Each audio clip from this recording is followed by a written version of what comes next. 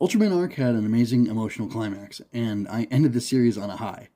Was that all an illusion? Was Arc's final trick making me believe the entire series was actually good when it wasn't? I want to know what you think about Ultraman Arc, the finale, and the series as a whole, and I'm going to tell you what I think about the whole series now. So, let's see. I think the series had a strong start and an impressive finale, but it was inconsistent in the middle. How do you define the middle? It kind of depends. It's kind of all over the place. I'll go through a quick rundown of the episodes and get specific about how I feel about it. I almost considered stopping watching at one point due to a quality decline, and I don't remember what had me sticking around. I mean, I wanted to know the rest of the story. I wanted to know what was going on. So I guess my curiosity kept me coming back. And that must mean that the show did a good enough job of hooking me at the beginning of it that I stuck through the difficult parts. And the quality dramatically improved after the Blazar crossover, which the Blazar crossover in and of itself, it kind of feels disconnected from Arc. And it feels, I mean, it was integrated and it's part of the show, but it's kind of a cheat to say, like, that's Arc, in my opinion. Because I feel like it kind of heavily depends on Ultraman Blazar, and I really like Ultraman Blazar. It's definitely one of my favorite shows. The first, no, that's not true. The first Ultraman DVD, Blu-ray, whatever I bought was the original Ultraman. I bought it twice. I bought the old Mill Creek one, which, like, aren't we supposed to not like Mill Creek? But now I guess they're okay with Subaru. Anyway, I don't do what we're supposed to do, so that's fine with me. Anyway, then I bought the original Ultraman on Blu-ray, and I didn't really buy much else. I don't think at all. I bought the movie because it has the dub on it. I've still never watched the Shin Ultraman movie, but I will someday soon. I was fortunate to be able to go see Shin Kamen Rider in theaters, but anyway, I don't want to get distracted on that. However, as soon as Blazar came out on Blu-ray, I bought it.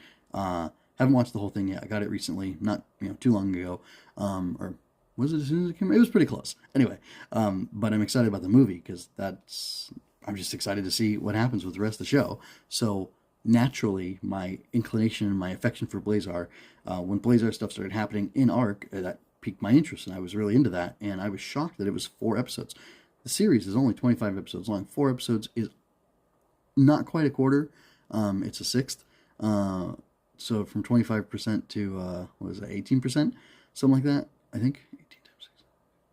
Yeah, about a little less than that. But still, that's a lot of the show is basically another show, and that feels off. And it feels to me like if you just told somebody that would be a bad sign. Kind of like I wasn't a huge fan of the Book of Boba Fett. I liked the beginnings of it, but when Mandalorian came in and it like took over the show, that was frustrating to me. And it's kind of something similar here, except for I as much as I liked Mandalorian at the time, intruding into Book of Boba Fett was odd.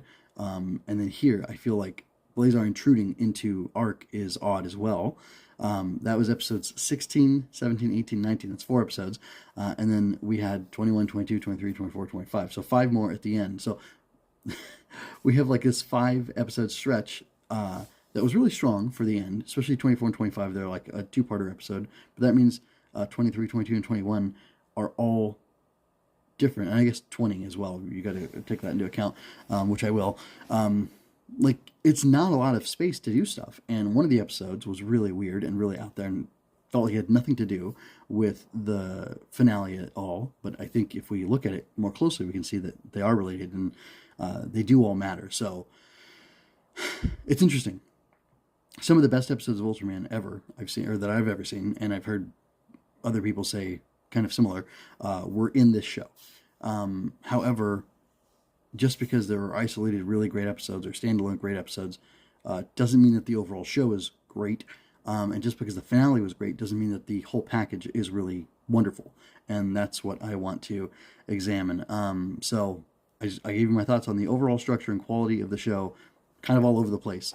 And then now I want to talk about some plot structure issues, and then we'll move on to the next thing. So, some episodes felt disconnected from the main storyline, and as I was hinting to earlier. And that's just in general, all over the show. There's like every couple episodes, there's something that's like kind of out of left field, doesn't really make sense, kind of took me out of it in some ways. Kind of felt like, what does this have to do with this overarching story? Which, from the beginning, the overarching story seems to be there's something going on with space kaiju. It's really bad, which we had something similar in Blazar. So I thought that's a little irritating, frustrating that they would be going back to this idea of the space kaiju being a problem. And then we had also this Uzi, this Uzi thing, which is a parasite. And it's an alien. So I'm thinking, okay, it's an alien parasite. We had that in Ultraman Z, and it's a space kaiju specifically, I believe. And we had space kaiju being a big bad problem in Ultraman Blazar. So Arc is just doing like a redux of those two things that doesn't really seem to make sense to me.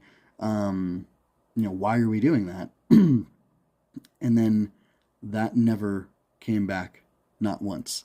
And that's kind of interesting to me, and I don't understand why. And I don't know if that's like a wasted opportunity, or if that's just something that makes sense because Arc is taking this approach of like kaiju are actual animals or living creatures. They have their own biology that like Yuma's a student of and an expert in, and things like that. But I feel like he isn't the one to identify the Uzi. I feel like Ishido was, which is weird, but then again, he's the space guy, so it would make more sense that he would have that ability and that familiarity to recognize that. But still, it just kind of seems like a funny thing. Next, Swede is this big bad character. She's in the finale. She's in the two-parter, I guess you could say. Yeah, she is. And besides that, she's in like 2 other episodes, so she's in about 4 episodes total, I believe. And yet she should be this big bad, and she's gone. Like, she's introduced, and then she's gone for like 8 episodes approximately, and then she comes back. And that just seems weird. I don't really get how that works. So, we have Swede being gone for a long time. We have some of the episodes feeling disparate. We have the Uzi parasite thing, like, not really being relevant towards the end of the story. And the, some of the standalone episodes, like, kind of get looped back into being meaningful, but some of them are just kind of silly. And not silly, but just, I don't understand how this contributes to the overall plot, and that's something that is part of the weakness of Arc. I would say, or definitely you throw that in the weakness column for Arc, if you're saying, these are the strengths, these are the weaknesses, and this is what makes it a good show or not. I want to switch gears and talk about the character development. Ishido evolved from Yuma's foil to a brother figure. There's this whole theme of found family going on here, and it's developed effectively throughout the series. I really do think that's true. Yuma has his grandmother, but his parents are dead, and by the end of the show, he is, and I'm going to go into full spoilers, we get this beautiful image of Arc doing the hugging transformation thing that he does, but he's embracing all of Skip at the same time, and Yuma and Ishido are hugging at the time, and everybody else is off to the side, but not, like, they became brothers, but like, Rin's a sister, but I don't know if they're going to be hugging, and, Bon is, an uncle-y, fatherly figure, whatever. But again, I don't know that they'd be hugging. And Yuppie's a robot, so I don't know if you hug a robot or not in Ultraman. But maybe you do. I would hug Evas, just personally. But anyway, that's really good, and it's really well-founded. And you get to see them go through different things. Like, you have the whole thing with the chief and his daughter. That was episode 20. And like, Yuma gets close to him, and like, he hears more about the family dynamic and learns more about the family dynamic, which is something he's ignorant of because he was raised by his grandmother for the last 16 years, or off and on raised by her. They don't really go into specific details about it, and it's not like a big thing. And she appears in 1 episode, if not 2, and she's not like an essential part. Like Ishido and his connection with Shu is Ishido. Ishido's connection with Yuma, is a more important thing, and like, Rin feels like a sister and never like a potential girlfriend or somebody who he'd be romantically interested in. But like, yeah, kind of like, like a big sister, like a, not bratty, but just like, she's got an attitude sometimes. She's, not trying to say she's like a nasty character. She's great. She's fun. She's interesting. But like chiding Yuma about, going to the bathroom all the time or whatever. And like being missing and, where'd you go? And where'd you get off to? Like, there is definitely like a sisterly vibe there. And I think that's good. But if you wanted to, I guess you could say Rin is like the mother and Bon is like the father, and Shu was like his brother, and I don't know, Yuppie's the dog, right? Yuppie's the dog again for the second time in this series. So yeah, like, I really felt like all the character dynamics and relationship was really sweet, and something I was really impressed by that I didn't have written down to talk about is that the Skip crew because they're not a defense force, because they're not an attack force, and they're doing like research, and they're doing prevention, they're doing evacuation, they're doing things that put them in the line of harm or in harm's way, but they don't really have weapons except for these sonic emitter things that are kind of not the greatest thing ever. They're not an offensive weapon; they're a defensive weapon. They're meant to drive the kaiju away. Like they're really brave and they're really noble, and that's really impressive too. And it's kind of like, it's ridiculous that Haruki went and saved a puppy in the first episode of Ultraman Z, but it's also like it shows heart and it shows, how much he cares, and that's like a sweet thing. It would make more sense to see Yuma saving a puppy. And it would be more natural and it would be more fitting with the overall context of the show. And we didn't get that. But that's not a complaint. I'm just saying it's something true we did not get. But we could have, and it would have been very reasonable. But like, more than that, we get to see like there's a kid who's going to be crushed by something, and he goes to save the kid at some point. And like just Bon and Rin, like they really do not have any way to defend themselves. All they can do is run from a kaiju. Ichido has I think he does have a gun. Like it's a more special kind of gun from the Space Kaiju division of the GDF. And I don't remember too much about his weapon, but it's more I believe it is like obviously more powerful than the GDF, or sorry, than the skip weapons that they have. So that's interesting. And again, it just makes them more noble, and it makes them cooler because they're putting themselves more at risk than Ishido, and they're putting themselves more at risk than Yuma, because Yuma can just transform into Ultraman and run away and abandon everybody, which of course he wouldn't do. But it is still cool that he has the possibility for doing that. That's what kind of makes things exciting, is that tension. Let me see. I'm trying to look up right now if we can see the make, model, whatever, the information about the gun that Ishido has, but I'm not seeing it in a real quick look, so I'm not gonna waste a lot of time on that. Just if I found it, I found it, and if not, then it's okay. I love the Ghostbusters thing at the end, though. That was very cool. Anyway, so going back into main plot elements. So the central threat comes from another galaxy, not from Space Kaiju, as I've already kind of talked about. Well, anyway. The alien civilization is trying to redirect energy from their dying sun, which they call Solana. Arc's from there, so is Swede, so is his pal Bjorno, who pops up very late at the end of the show. And they plan to dump energy through all these wormholes, or one wormhole, I'm not sure how many there are, and one of them happens to be on Earth, and it's going to destroy everything. And 16 years ago, Arc closed the Zesu gate, and after the Monogelos had come through, which he killed, but he couldn't save Yuma's family, and he barely saved Yuma, and he had to give up almost all of his life energy. I personally think that Yuma was like crushed to death, and somehow Rution was able to go inside of him and use all of his, almost all of his energy to condense himself within the boy and heal his body. But I think Yuma was in a coma for some amount of time before he woke up, so like it didn't work real great. And then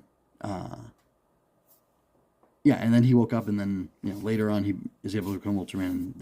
They have like very limited communication through reflective objects and through dreams and different things, and it's really interesting.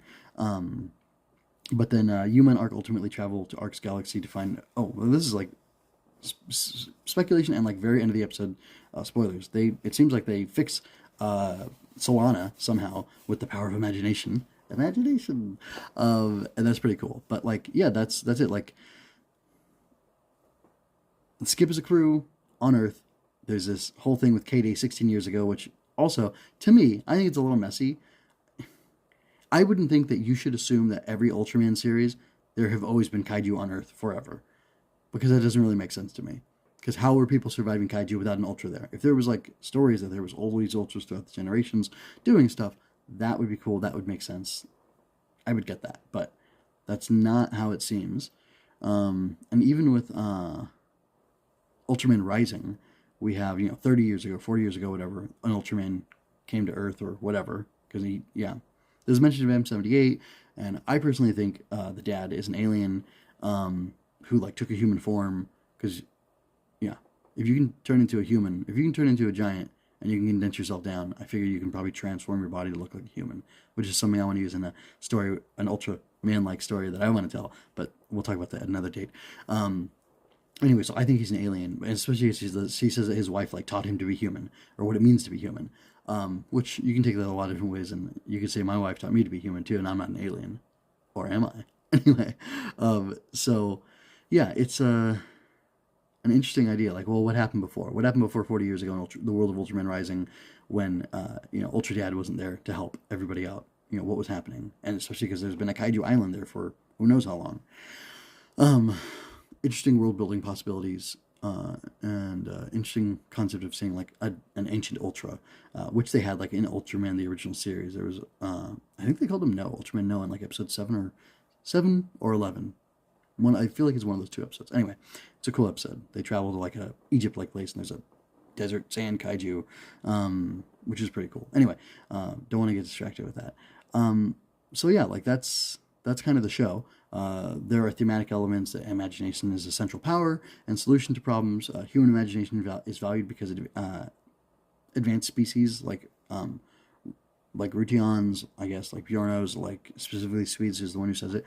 They have the ability to deceive themselves because they're higher in intellect, and they can't like think outside the box, because then it's like they're faced with reality and they can only deal with the reality as it is, and like don't have the ability to say, but what if we just did this instead, which is interesting. And Swede it talks about how like she's like jealous of that, which is interesting. There's idea of the importance of questioning things rather than using brute force, and we can see that in a couple different ways. Like Numata doesn't get killed because he's a he's overstayed his visa, and he's the mushroom guy from the mushroom planet, bird guy from the mushroom planet, I think is the way to say it. And yeah, just like not everything can be solved by killing it, and some things are solved in different ways. But I mean, he just still Arc does kill kaiju like all the time, so it's not like that. But and that's just kind of a weird, interesting struggle or tension that Ultraman has within it, I believe. So that's kind of there. But yeah, the solution ultimately is killing. But also, the Zetsu Gate is reimagined and reshaped, and it's like no amount of force could just stop the Zetsu Gate from being the black hole that it is. It's going to destroy the Earth, and probably the whole solar system, but definitely the Earth. I wonder what the instantaneous destruction of a single planet would do to the rest of the planets. I don't know. Anyway, it doesn't matter. It calls for speculation. We're not going to do that right now. But yeah, it's interesting because there's that tension there. But anyway, and then there's kind of themes of dream versus reality, which pop up in the final episodes of the Dream Bird, and maybe even episode 22, I think, which is the Man in the White Mask episode. And also, it's not really, I said it like this when I talked about it in the finale, like Yuma learning to live with the pain. It's not about learning to live with the pain. Yuma's been living with the pain. He's had to live with the pain for so long of his parents being gone. But it's more like in Sonic 3, not letting the pain change you into somebody else. And Yuma doesn't do that. He's optimistic and he's bright, and he has he wants to move toward the future as an Ultraman. And yeah, like it's not a played out theme. It's a cool idea, and it's a lot of fun. And yeah, I don't know. It's really interesting. It's really interesting to me. As an aside, I think I just found the gun. As an adult, Shu entered into the prestigious American University Space Science University at a young age and graduated with top honors. He then continued his studies in Europe. Inspired by his grandfather's involvement in establishing the GDF Science Division, Shu decided to join the organization, specializing in alien and space kaiju research. He's equipped with the Elema gun, an anti-kaiju weapon for combating kaiju emergencies. There you go, Elema gun. Great. I got it. I just decided to look that up. Anyway, so yeah, standard episodes are episode 21, The Dream Bird. Definitely connects thematically to the finale. I think episode 22 does as well, though, like I said earlier, 23 through 25 form an effective finale sequence. 16 through 19 are the Blazar episodes, which, like, I know I really like those, and I feel stupid a little bit for liking. I feel like I've been duped a little bit because, why should I like these just because they're Blazar and featuring, like, a little bit of Blazar and, not even the whole Scarred crew. It feels a little bit weird, but yeah, I want to talk about so in the whole scenario at the end, like, we get this whole, mind bend I'll say it like that. End of Evangelion, or maybe Death and Rebirth. I don't know. Anyway, we get this kind of crazy story going on where, Ishido's in a dream, and it doesn't last very long, but he's in this dream, and it's this beautiful dream of his parents being alive, and he has to see through the deception, and he has to see through the dream, and he has to embrace the pain and the suffering in order to have an actually happy life and not just live in a fantasy that he knows is a fantasy.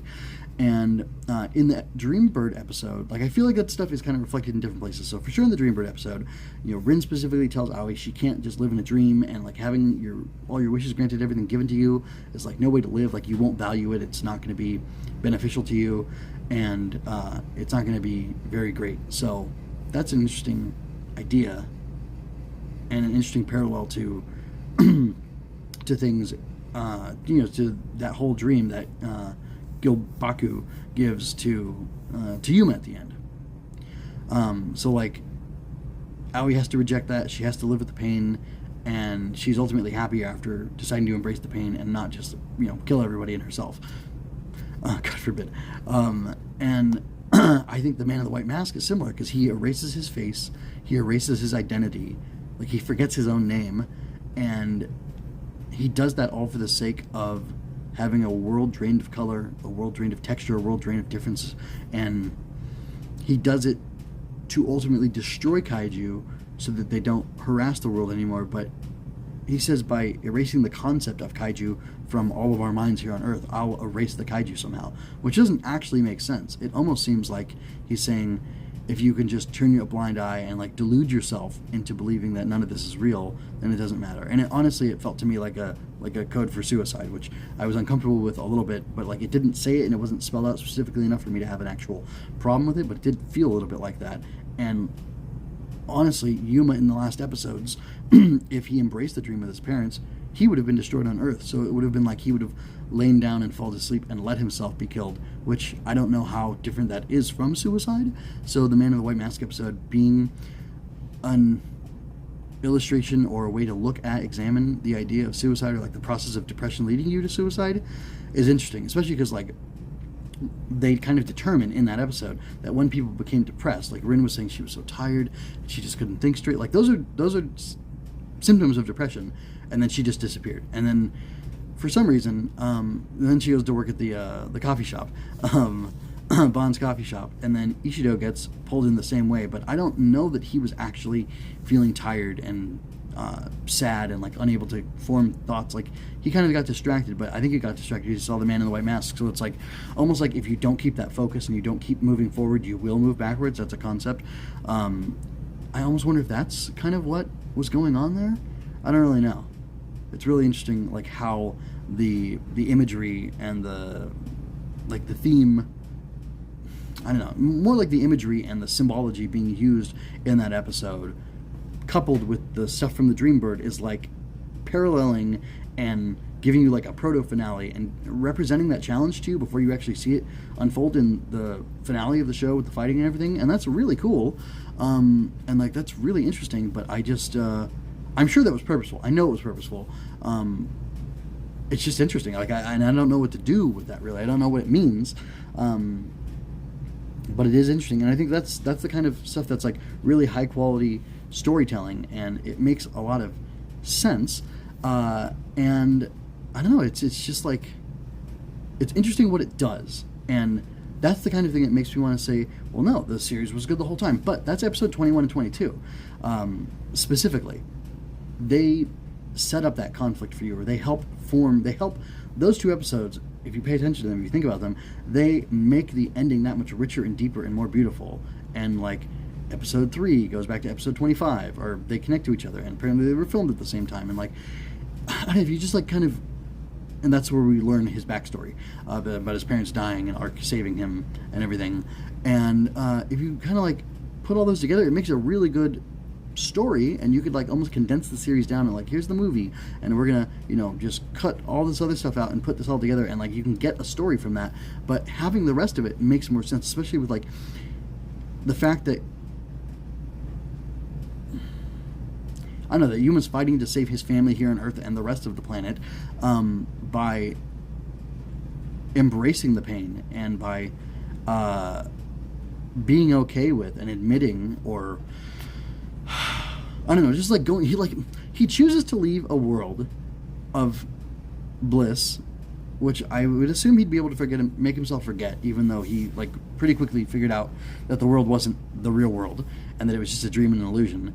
He seems like, and they didn't spell this out, so maybe that's kind of like why it's not so great. But it's also kind of good that they didn't spell it out, because now you like kids watching this will have to think about it, and they're not having their hand held through the show the whole time. But if they'd presented a clear choice, like you can stay here and like at the end of Persona 3, if you can stay here and you can forget everything and you'll just die along with everybody else, but you won't remember the suffering. But like Yuma wants to remember the suffering, kind of because it's the right thing to do and it's noble, and this is unstated. But also, if he forgets everything else and just knows the bliss of this dream of having his parents, he will have to sacrifice. He'll have to give up, because you're always giving up one thing for another thing. He'll give up his time with his brother Ishido and, you know, Rin and Yuppie and Ban, and he doesn't want to do that either. And I think he wants to save the world, but I think some part of the calculation is he also doesn't want to give up this relationship with these real relationships with real people who have become his second family, and abandon all that just for the sake of a dream and the sake of ignorance with his fake family. I think it's really interesting. I think it's really compelling. Before I get into my final analysis or assessment of the show, I think I just want to run through real quick all the episodes and see what they are. So at this point, I'm curious, what do you think? What are you already thinking about the show and its overall quality? And what do you think about me adding a little more texture and a little more focus in? Like, does it change anything for you? And yeah, that's kind of what I want to know. So we have Arc to the Future, which I'm not going to recap, but that's where we see the Shigong, which is being manipulated by this Uzi space parasite, and weird stuff is happening with it, and it's behaving inappropriately. Like, it's supposed to eat limestone, I think. It's not like a carnivore, so it should just be eating rocks, but it's like super big for the size it is, which like we get a little more of, you know, Yuma's expertise as a like kaiju physiologist or whatever, and that's really cool. That's a fun part of the show. But like, that doesn't really matter to the overall plot. We get to see him, I think he talks to Arc in like a puddle or a reflection or whatever, which is a really cool aesthetic, which I didn't mention. Like, aesthetically, the show is beautiful, and they do a lot of great things. The reason I started the episode talking about like Arc's trick, like was Arc's final trick fooling me into thinking the whole show was great, was because in the beginning they started off with these really great trick shots where like you could see through Arc's eyes, you could see through a kaiju's eyes, you get like Yuma, you know, falling into water and like coming out the other side of it. You get like all these really interesting shots and all these interesting visual elements, which it's Tokusatsu. It's important that the visual elements are exciting and interesting and engaging, and the fights are really cool. And you know, Gav has been killing it with its fights. And well, the last Super Sentai I watched was Lupat, probably, and Lupat was like, it showed a marked step up. Zoo Ranger, Dobu Sensei, the one with the animals. Anyway, that one, like the fight quality kicked up a serious amount in that, and it kept going with Lupat, and I haven't watched Sentai since then, so I can't tell you that it's gotten better or not. But I think from things I've been seeing online, it's amazing. So anyway. So, like, this show has great spectacle, and that's never a problem. Sometimes the fights are a little samey, like, towards the middle, like, they dipped in imagination and creativity in how they would present the fights, and I was less than thrilled by that, because I thought, the show is about imagination, you have to show that. But thematically, it's about imagination, too. It's not just in the shots and in the spectacle, but I think it should be both. I think you should, like, really strive hard to have both things be very imaginative. However, I will give them credit for this. Givas, the robot, instantly captured my heart with his weird, simple, clunky, kind of cool retro-ish design, you know, from another world that we never get to see. And that was really cool. So let me try to run through these episodes real quick, quack, because I'm running out of time. I've only got 3 minutes left. That's not true. I have more than 3 minutes left, but I have like 10 minutes left at the most. Probably 5. Anyway, I gotta go. So anyway, yeah, so we have that happen, and then we have this Legend in the Woods where this kid doesn't believe like this kid's, I don't know, getting communication from a kaiju and like warning his father about the deforestation. He's like, no, don't deforest this thing because you're gonna wake up this mountain kaiju and he's gonna kill stuff. He's gonna destroy everything, and that's interesting. Next, we have Unleash Your Imagination, where we get to see the origin. We get to see the Daigolos, or we get to see the Monogolos fight, and he's fighting a giant of light who is all like prismatic and stuff, which is super cool. And then we get to see a Daigolos fight, and that's we see Yuma do this thing where he like curves his beam, his ray, whatever it's called. I just want to call it a Specium ray for everybody because I'm basic like that. Anyway, so he curves it and it goes around the monster's shield and then it destroys it. And they do this really interesting thing where they built a CGI model of, they like 3D scanned the suit and then they built a CGI model and then had that explode and turn into rubble and stuff, which is kind of an interesting move. But it looked really cool. It was very well integrated, very well composited and everything. It was a fantastic effect, visual effect. Anyway. So, let me see, episode 4, On the Kaiju's Tail. This is the rat episode, the, Nezutron, which is like, you know, a Pikachu, the evil Pikachu. That was a fun episode, and we got to see, like, Rin being super heroic because she was gonna, like, you know, basically, she was risking her life, in order to go save a bunch of people, and you get to see that they're, like, saving real people and saving a little town, a little market area that she really likes, and that's cool. It adds texture to her character. Ocean on the Mountain Ridge, Bon has this sensei who is this kaiju expert, and we see Levi-Jiro, who's this Leviathan whale. It's literally what the name means, which is pretty cool.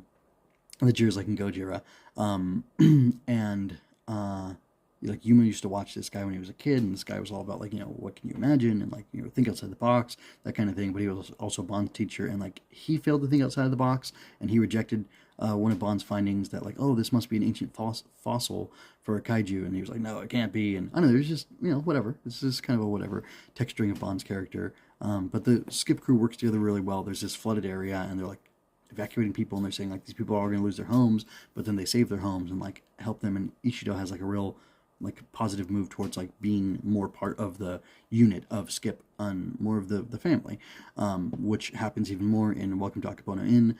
There's this alien Kokoro, who's Numata, I think is his name, and like Ishida wants to kill him because he's an illegal alien, and Yuma's saying no, and they have a whole thing about it, and ultimately he doesn't do that, and they find out that there's another kaiju there, which is a Shigong that's causing issues. It's a few Shigong actually causing issues, and that's interesting. In the Full Moon's Answer, we get this weird thing. This is a weird episode with this explosive kaiju that it has to die and blow up in order to give birth to its children. And it has like one kid at a time, but it'll like, you know, wipe out a whole city and kill billions, you know, like kill thousands or tens of thousands of people in order to do that. And like, we're all just supposed to be okay with that. And Yuma's not like, oh yeah, like at the end of the episode, he's like, we have to find a way to let these things know or let people know in the future how to work around this kaiju so that it can continue to live and it won't kill you know, a bunch of people. So like I mean it is good. It's a good ethic. It's a good thing to strive for. But it also seems kind of dumb to say that as opposed to just like, yeah, we got to kill these Homgar when they come around. Like, let's find the babies and kill them, which obviously is awful. An awful thought, but it's like, yeah, you got to figure something out because this Homgar has throughout time, like every couple hundred years or whatever, it just like, you know, blows up and has a new baby and then kills a bunch of people, and it's kind of weird. Yeah, I don't know. This is kind of weird. Like, I have very fun or odd feelings about the internet Canagon. They totally get Bitcoin wrong, but it's funny because they have this Hoshi Pay thing, and there's a Canagon in the internet, and they go inside the internet, and it's crazy set design, and that's a lot of fun. And it's a great thing for Ishido and Yuma because they like work together on this like live stream. I can't remember. They have like they have little characters like it's not called Vocaloid. What's it called? It's the thing people do with the YouTube thing. Anyway, whatever. They have little internet personas that they like do stuff with, and he's just trying to raise more money for his coffee fund so he doesn't run out of coffee, which is a lot of fun. Goodbye Rin is a cool dramatic episode where there's this guy who's working with black market stuff. He used to know Rin. He's in love with her, but he married this other woman because whatever. But like also he was like a professor of hers, and it was kind of creepy because he was older than her, and she was into him, and he was into her, but he was already engaged, and it was kind of weird. But like it was really interesting how like cool it was to like get close to Rin and like see one of her stories and um like see her deal with the heartache and with how difficult this guy is, for her to come to terms with. And there's like spy espionage thing. Like it shows her as like a really strong character, but also like because she's vulnerable in the episode too. Like it shows her as being very vulnerable and then overcoming that and just being strong and like doing what she has to do, in order to do what's right. And it's really cool. Which again, like kind of touches on what Yuma has to do at the end of the series, which is good. You know, it's texturing, it's adding, she's foiling, it's everything kind of parallels each other and works together towards a better end. To my distant friend, so we have Yuma's classmate Kazuo. He's talking to this lady, Fio, on the radio, and she's on another planet that's dying, and he has this connection with her.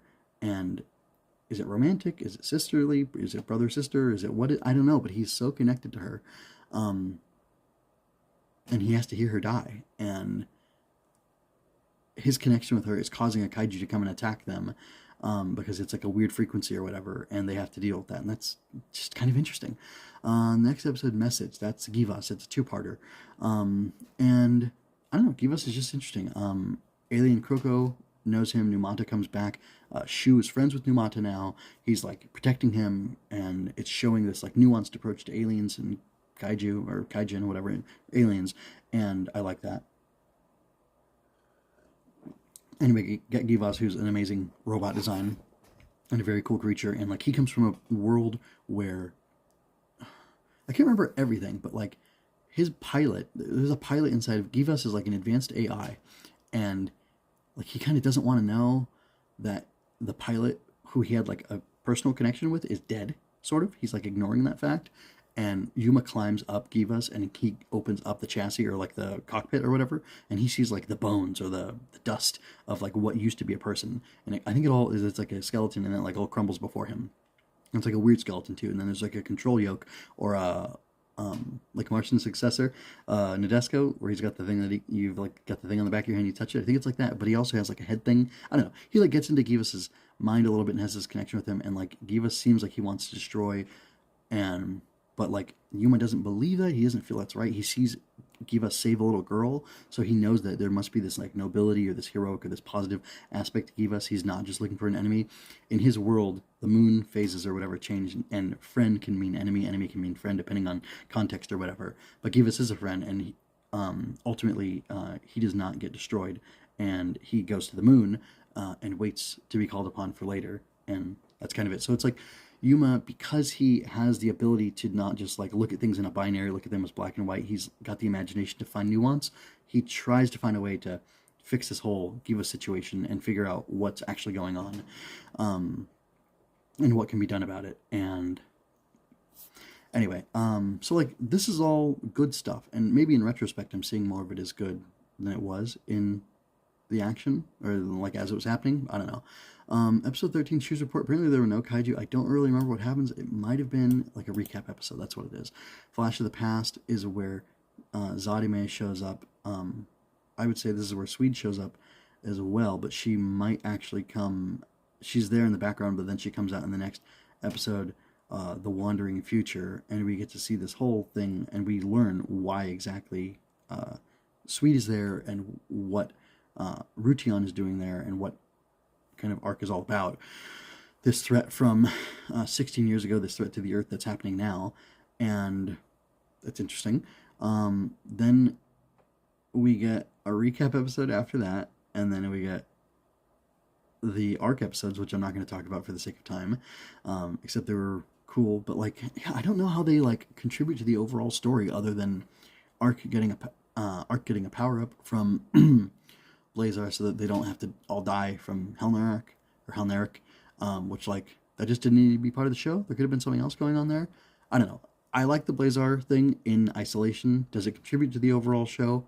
I don't really know that it does, except Yuma and Ishido bond over Zangil and his love of coffee and how he hangs out with them. And I really like Zangil's voice actor, and I really like Zangil's performance, or like just like his presence there. It's really something I like. It's too bad they couldn't get the face actor back, but they have the suit, and they got the same dub actor for over here for the U.S. Yeah, that was a lot of fun. So I have a lot of positive feelings about that. And then, like I mentioned, there's the episode 20 is about the chief's daughter. It's like, I don't know, whatever. The Dreambird is great. Man in the White Mask I talked about already. Then 23 is Calamity Thrice, which was where a three-horned or a Trigolo shows up. Then we get another recap, and then the Descending Dream, and then Time to Run Yuma. So, like, I don't know. I'm not going to touch on this because I feel like I've already said enough recently on them. So I'm going to say, despite inconsistency, the thematic arc is ultimately satisfying. The emphasis on imagination and on creative problem solving ties the episodes together well too. The character relationship and emotional elements provide depth, and they also texture each other and like foil each other. But you kind of have to think about it too. So either you're just going to be taking the show on more like a surface level and enjoying it episode to episode, and maybe you didn't like something here or there or whatever, and you just roll with it, or you would be like, oh, I didn't like this episode. But then afterwards you think, you know what? Actually, maybe in retrospect, I do like it, and these are the good things about it. This is why it was so good, and this is how it contributed to the overall episode. Or, this is how it contributed to the other episodes, and this is how it contributed to the overall series, and that's why I feel this way about it. And then you can make it like a mature, reasoned decision, which is the same as Arc is cool, and he has a rainbow attack, and he blows up monsters, and he has friends who he helps, and cool armor, which is, also great. So, I don't know. I have written down that the series finds its footing in the second half and delivers a strong conclusion. Definitely delivers a strong conclusion. Does it find its footing in the second half? I don't know. My experience watching it was very interrupted. I had to take a long break because there were family issues going on, and I wasn't watching anything really. And then there was I don't know. Like, definitely the Homger episode upset me. You could see that here. And then I don't know. I liked the Givas episodes, and then after that there was a Shoes Report, and then there was the Sweet episodes, kind of introducing this threat from another world. I don't know. Maybe it's just the fact that like you get this great big threat from another world, and then you do 4 episodes of Blazar. Maybe if the Blazar episodes had been first, and then you get this threat from another world, and then you have the break with Ishido's daughter, then you have the Dreambird and the Man in the White Mask as like you're wondering what exactly happened. Because the thing about the Zesu Gate being turned into the Galaxer is really interesting, and the fact that it's like basically a ticking time bomb, like a contingency plan, that's within Arc and Yuma, and if they don't know that and nobody does anything, like Zesu could have just done nothing and they wouldn't have known, and then they would have blown up from the inside and everything would have been fine. Although I guess Bjorno came along and ruined his plans because he interrupted and told them about that. But like if you did that and then you went into Calamity Thrice and the other, and the Descending Dream and Time to Run, it would have been really good and like really satisfying and felt really like, oh, this is what the show's about. Like we had all these other things going on, and they thought the threat was, space kaiju, or technically the threat is from space. They thought the threat was this, they thought the threat was that. These interesting things have been going on, what's going on in this world.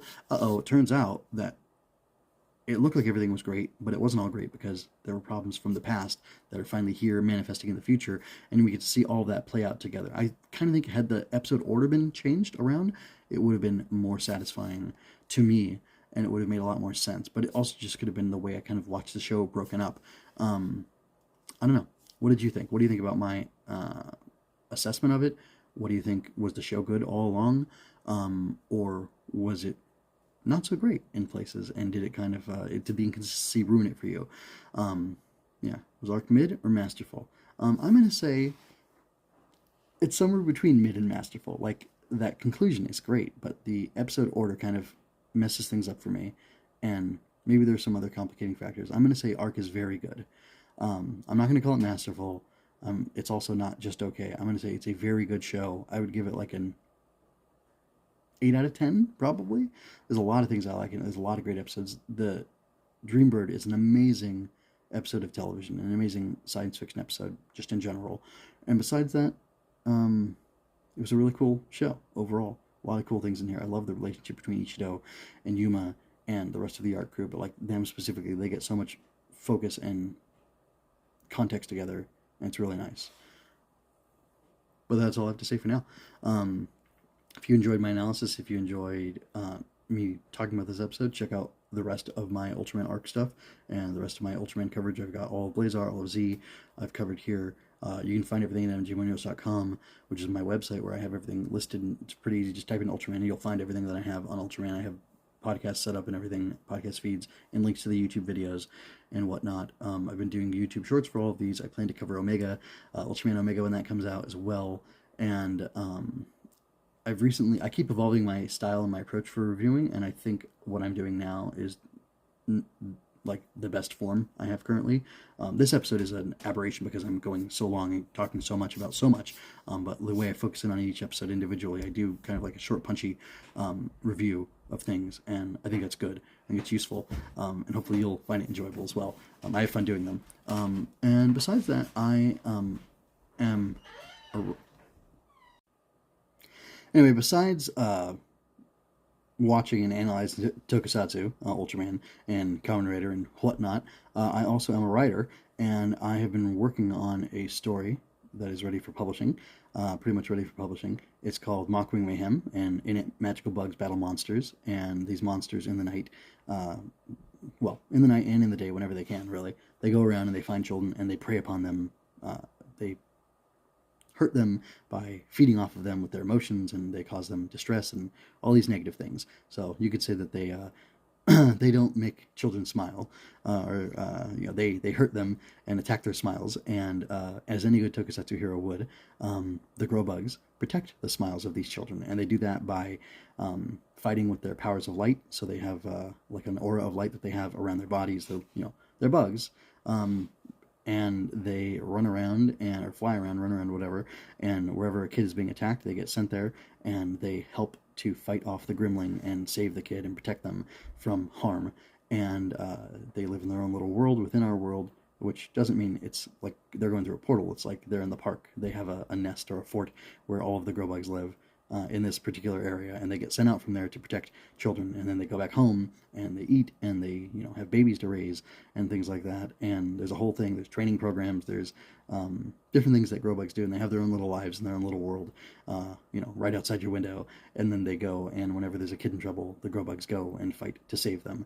And it's a story about the grow bugs, about them growing up and facing danger, and particularly in this book, Mockwing Mayhem, it's about them facing the danger of a Mockwing, which is a gremlin, something that preys upon children, has found a whole fort of grow bugs, and it wants to kill them all while they're all gathered together in one place, so they're they're easier to kill. They're in a kill box, right? The Mockwings attack, and the grow bugs have to try to survive. In particular, two of them fight together to save their master, and then the problem, though, is even if they can defeat the one gremlin that's the one Mockwing that's threatening their master, and they save her life, what are they going to do about the rest of the flock that's there to destroy all of the grow bugs that they've ever known, all the grow bugs that they've grown up with, their family essentially? How's that going to work? And in order to find out, you got to read the book Mockwing Mayhem. You can find links to it in the show notes. You can sign up to my email list to find out kind of behind the scenes information about the grow bugs, get a little short story so you can get a sample of what it's like, as well as like a guide to the world of the grow bugs and Mockwing Mayhem, and you can learn about these characters and their world and what's going on there. So I'd appreciate that. Also, like, subscribe, share, do all that good stuff. Until next time, folks, take care.